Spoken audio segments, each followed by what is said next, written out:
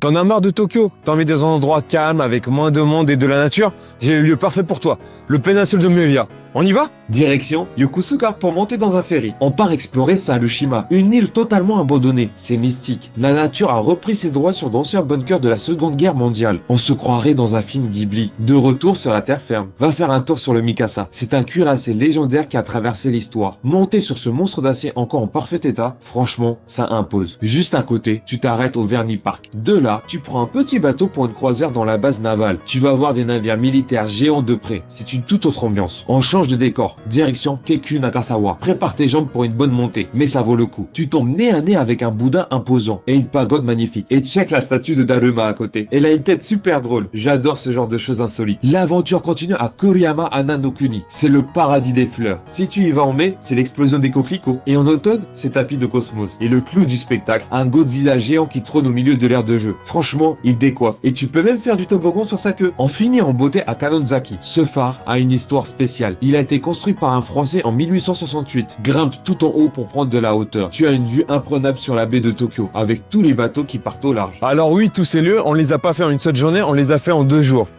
Donc prenez le temps, visitez un peu tout. Et si t'as la moindre question, dis-le moi en commentaire. Je te répondrai volontiers. N'oublie pas de t'abonner. Sur ce, matane!